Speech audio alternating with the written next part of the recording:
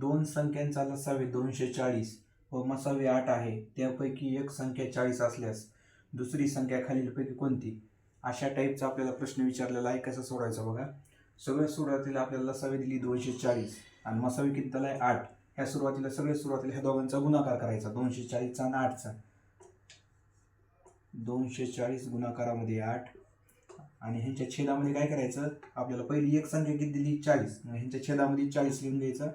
दुसरी संख्या आपल्याला भेटून जाते. आता 8 ने 40ला भाग द्यायचा. 8 1 8, 8 पंचे 40. आता 240 भागवले 5. आता 5 ने 240ला भाग द्यायचा. 5 1 5, 5 2 10, 5 3 15, 5 चौक 20. 24 मधून 20 गेले, खरं राहिले 4. इथं 4, इथं झाले 40. आता 5 ने 40ला भाग द्यायचा. 5 8 40. म्हणून दुसरी संख्या जी आलेली आहे ती 48 आहे. ऑप्शन क्रमांक 3. दुसरा प्रश्न. 28 माणसे एक काम काही दिवसात पूर्ण करतात. जर दिवसांची संख्या 2/3 केली तर आणखी किती माणसे कामावर लावावी लागतील? अशा टाईपचा प्रश्न आल्यावर कसं सोडायचं बघा. ट्रिकनुसार सगळ्यात सुरुवातीला काय करायचं, किती माणसं दिले तर आपल्याला 28. मग 28 लिहून घ्यायचं. ह्यांच्या गुणाकारामध्ये आता 2/3 ह्याला व्यस्त करायचं. 2/3 जे आहेत का ह्याला 3/2 करायचं. ह्यांच्या गुणाकारामध्ये 3/2 लिहायचं. अशा टाईपचा प्रश्न आला की ह्याला व्यस्त करायचं. आता ह्या 2 ने 28ला भाग द्यायचा. बे 4 8. आता शिल्लक काय राहिलं, 14 गुणाकारामध्ये 3. 14 1 14, 14 2 28, 14 3 42. 42 जी माणसं आली ते टोटल माणसं आली. आपल्याला काय विचारलंय, आणखी किती माणसे कामावर घ्यायला होतील? सुरुवातीला किती माणसं होती 28. मग टोटल माणसं किती झाली 42. मग 42 मधून 28 वजा करायचे. 42 वजा 28. 2 मधून 8 जात नाहीत म्हणून इथला एक इथे घेतला. 12तून 8 गेले, खरं राहिले 4. इथला एक किती झाला, इथला एक इथे घेतला. 4 मधून 3 गेले, खरं राहिले 4. म्हणून आणखी 14 माणसे कामावर घ्यावे लागतील. ऑप्शन क्रमांक 3. प्रश्न क्रमांक 3 पहा. एका परीक्षेत 160 पैकी 70% मुले पास झाली तर नापास मुलांची संख्या काढा. आपल्याला अशा टाईपचा प्रश्न विचारलेला आहे. कसं सोडवायचं बघा. 160 पैकी 70% मुले पास झाली तर आपल्याला नापास मुले विचारली. आता 70% मुले जर पास झाली तर नापास किती टक्के मुले झाली? कोणतीही टक्केवारी 100% असते. 100% पैकी 70% मुले जर पास झाली तर 30% मुले काय झाली, नापास झाली. 30% म्हणजे 160चे जर आपण 30% काढले तर आपल्याला नापास मुलांची संख्या मिळून जाते. मग 160 गुणाकारामध्ये 30 टक्केमध्ये ह्याला छेदस्थानी 100. आता वरचा 30 वरचा 1 शून्य कट करायचा, 100 वरचा 1 शून्य कट करायचा, 160 वरचा 1 शून्य कट करायचा आणि 10 वरचा 1 शून्य कट करायचा. आता राहिलं काय, 16 गुणाकारामध्ये 3. गुणाकाराची प्रोसेस करूया. 16 त्रिक 48. म्हणून नापास मुलांची संख्या किती आलेली आहे 48. ऑप्शन क्रमांक 4. प्रश्न क्रमांक 4 पहा. 360 वस्तूच्या खरेदी इतकी 400 वस्तूची विक्री असल्यास त्या व्यवहारातील शेकडा नफा किंवा तोटा किती? असा प्रश्न विचारला. कसं सोडायचं बघा. काय म्हणले, 360 वस्तूच्या खरेदी इतकी 400 वस्तूची विक्री असल्यास. असा प्रश्न असल्यावर काय करायचं, ह्याला व्यस्त करायचं. 360ला खरेदी म्हणलंय ना, 360ला विक्री समजायचं आणि 400ला वस्तूची विक्री म्हणलंय तर 400ला काय करायचं, खरेदी समजायचं. म्हणजे व्यस्त करायचं. म्हणजे 400ला काय म्हणायचं, खरेदी किंमत. व्यस्त 400ला आपण विक्री म्हणलंय ना, मग त्याला व्यस्त करायचं, खरेदी म्हणायचं. 400 बरोबर खरेदी आणि 360ला खरेदी म्हणलंय मग ह्याला विक्री म्हणायचं. 360 बरोबर विक्री. आता आपण नफा किंवा तोटा काढू. 400 बरोबर खरेदी किंमत बरोबर 100% असते नेहमी. 400 बरोबर 100%. विक्री किंमत खाली, खरेदी किंमतीच्या खाली विक्री किंमत. 360 बरोबर किती? आता ह्यांचा करायचा तिरकस गुणाकार. 360चा गुणाकार करायचा 100 सोबत. 360 गुणाकारामध्ये 100 आणि ह्यांच्या छेदामध्ये हे 400. 400 वरचे 2 शून्य कट करायचे, 100 वरचे 2 शून्य कट करायचे. आता ह्या 360ला 4 ने भाग द्यायचा. 4 9 36. हा शून्य जशाचा तसा. आता 90 आलं. 100ला किती कमी आले, 10 कमी आले. म्हणजे 10% काय झाला, तोटा झाला. ऑप्शन क्रमांक 2. प्रश्न क्रमांक 5 पहा. आज वडिलांचे वय मुलाच्या वयाच्या 5 पट आहे. 2 वर्षानंतर वडिलांचे वय मुलाच्या वयाच्या 4 पट होणार तर आज मुलाचे वय किती? अशा टाईपचा प्रश्न आला. ही पेपरला आलेला प्रश्न आहे. गेल्या वर्षी 2024ला पोलीस भरतीला आलेला प्रश्न होता. ह्याची मांडणी बघा कशी करायची. सगळ्यात सुरुवातीला काय करायचं, आज काय म्हणले आपल्याला, आज वडिलांच्या वय मुलाच्या वयाच्या 5 पट आहे. मग सगळे सुरुवातीला नाव लिहून घ्यायचे, वडील, मुलगा. काय म्हणले, वडिलांचे वय मुलाच्या वयाच्या 5 पट. मग वडिलांचे 5x, 5 पट वडिलांच्या मुलाचं किती झालं, 1 पट म्हणजे 1x. पुन्हा काय म्हणले, 2 वर्षानंतर वडिलांचे वय मुलाच्या वयाच्या 4 पट होणार. मग 2 वर्ष वडिलांचं पण वय वाढणार आणि मुलाचं पण वय वाढणार. मग 5x प्लस इथं करायचे 2 बरोबर 1x प्लस 2. 2 वर्षानंतर काय म्हणले आपल्याला, वडिलांचे वय मुलाच्या वयाच्या 4 पट. म्हणजे वडिलांच्या वयाच्या खाली इथं 4 लिहायचा आणि मुलांच्या वयाच्या खाली इथं 1 लिहायचं. आता ह्यांचा करायचा तिरकस गुणाकार. 5x प्लस 2चा गुणाकार करायचा 1 सोबत आणि ह्या 4चा गुणाकार करायचा 1x प्लस 2 सोबत. 1 न जर 5ला गुणलं, 5 1 5, 5x प्लस 2 1 2 बरोबर 4 1 4, 4x प्लस 4 न जर 2ला गुणलं, 4 2 8. आता x पद साईडला घ्यायचे. आता पलीकडले प्लस 4x आहेत, अलीकडे आणले की मायनस होणार. 5x वजा पलीकडले प्लस 4 मध्ये अलीकडे आणले की मायनस होणार 4x बरोबर प्लस 8x. आता अलीकडले प्लस 2 मध्ये पलीकडे गेले की मायनस होणार -2. 5x मधून 4x गेले, राहिले फक्त x आणि 8 मधून 2 गेले, खाली राहिले 6. x ची किंमत किती आली, 6. आता आपल्याला काय विचारले, तर आज मुलाचे वय किती, मुलाच्या वयाचं गुणोत्तर किती आहे आजचं, 1x. मग 1 गुणाकारामध्ये 1 ची किंमत काढली 6 बरोबर 6. मुलाच्या आजचं वय किती आलं, 6. ऑप्शन क्रमांक 2. प्रश्न क्रमांक 6 बघा. एका रकमेवर एका ठराविक दराने 2 वर्षाचे सरळ व्याज 180 रुपये आणि चक्रवाढ व्याज 198 रुपये आहे, तर व्याजाचा वार्षिक दर किती, असा आपल्याला प्रश्न विचारलेला आहे. कसा सोडायचा बघा. सगळे सुरुवातीला काय करायचं, 2 वर्षाचं सरळ व्याज किती दिलं आपल्याला, 180 रुपये. मग सरळ व्याज नेहमी सारखंच असते, पहिल्या वर्षाचं सरळ व्याज आणि दुसऱ्या वर्षाचं सरळ व्याज नेहमी सारखं असते सरळ व्याज. आता 2 वर्षाचं सरळ व्याज दिलं आपल्याला 180. मग पहिल्या वर्षाचं किती, 90. 90 लिहून घ्यायचं आणि ह्याच्या अंशामध्ये काय करायचं, ह्या दोघांची वजाबाकी करायची. 198 मधून 180 वजा करायचे. 198 मधून जर 180 वजा केले तर 18 उरतात. 18 ह्याच्या अंशामध्ये लिहायचं आणि ह्याच्या गुणाकारामध्ये आपल्याला काय विचारलंय, तर व्याजाचा वार्षिक दर किती. मग व्याजाचा वार्षिक दर किती असतो, 100. इथं 100 लिहायचं. आता करायची प्रोसेस, भागाकाराची प्रोसेस करूया आपण. 90 वरचा 1 शून्य कट करायचा, हे 100 वरचा 1 शून्य कट करायचा.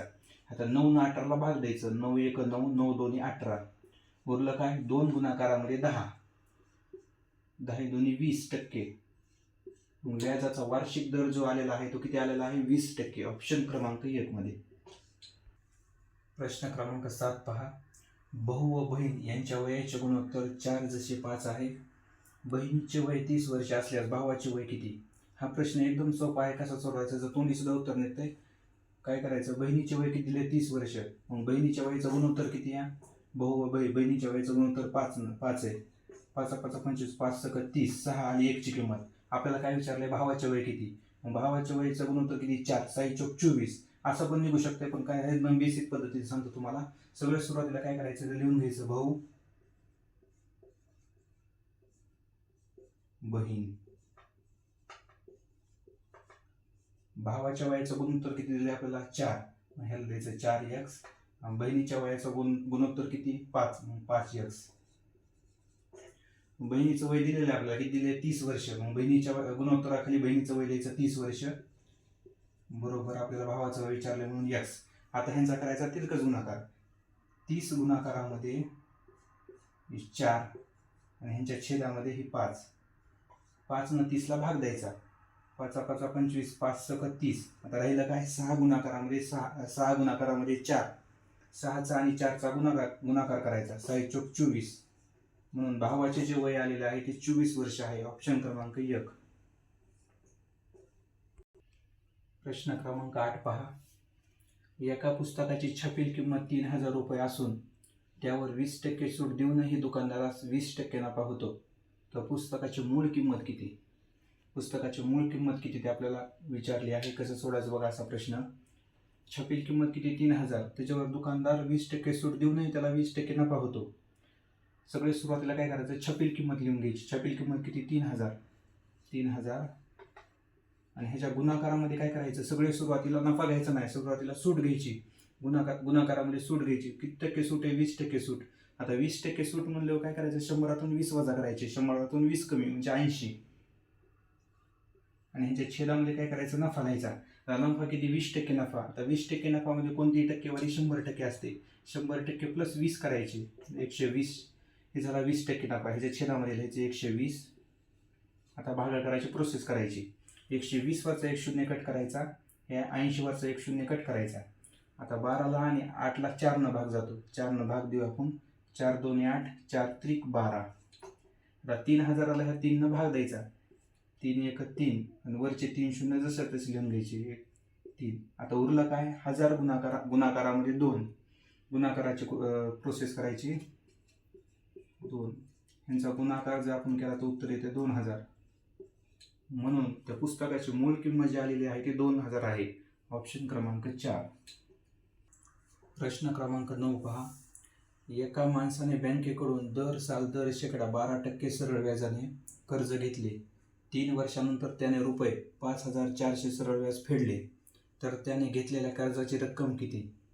हा असा प्रश्न आपल्याला विचारलेला आहे. कसा सोडायचा बघा. प्रश्न समजून घ्या. काय म्हणले प्रश्न, एका माणसाने बँकेकडून दर 12% सरळ व्याजाने कर्ज घेतले. 3 वर्षानंतर त्याने रुपये म्हणजे सरळ व्याज किती फेडले त्यानं, 5400. मग सरळ व्याजाचा प्रश्न आपल्याला काय विचारले, त्याने घेतलेल्या कर्जाची रक्कम किती, म्हणजे आपल्याला मुद्दल विचारले, त्याने घेतलेलं मुद्दल किती. मग सरळ व्याजाचं सूत्र काय, सरळ व्याज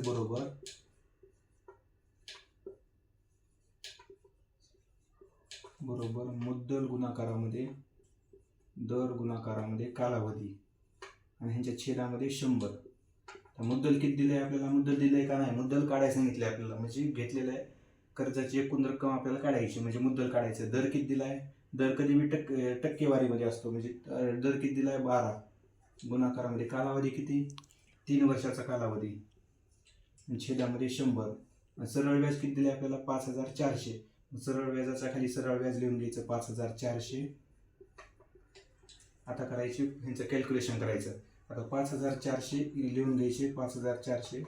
आता ही 100 इकडं भागाकारामध्ये, तिकडं आले की गुणाकारामध्ये जाणार. गुणाकारामध्ये 100 आणि 12 गुणाकारामध्ये 3 इकडे गुणाकारामध्ये, तिकडे आले की भागाकारामध्ये जाणार. इकडे 12 गुणाकारामध्ये 3. आता करायची भागाकाराची प्रोसेस. आता काय करायचं, 3 ने 54ला भाग जातो, तो भाग द्यायचा. 3 1 3, 5 मधून 3 गेले, खरं राहिले 2. 3 ने 24ला भाग द्यायचा, 3 8 24. 2 शून्य जसे तसे. आता 12 ने 180 1800ला भाग जातो, भागाकाराची प्रोसेस करायची. 12 1 12, 12 1 12. 18 मधून 12 गेले, खरं राहिले 6. इथं झाली 60. 12 पंचे 60. हा शून्य जशाच तसा. आता शिल्लक काय राहिलं, 150 गुणाकारामध्ये 100. गुणाकाराची प्रोसेस करायची. 150 गुणाकारामध्ये 100. या दोघांचा जर आपण गुणाकार केला तर उत्तर येतं आपलं 15000. ऑप्शन क्रमांक 4 मध्ये दिलेला आहे. प्रश्न क्रमांक 10 पहा. एका वस्तूची किंमत 4000 असून त्यावर अनुक्रमे 20% व 30% सूट दिली, तर ती वस्तू किती रुपयाला मिळेल?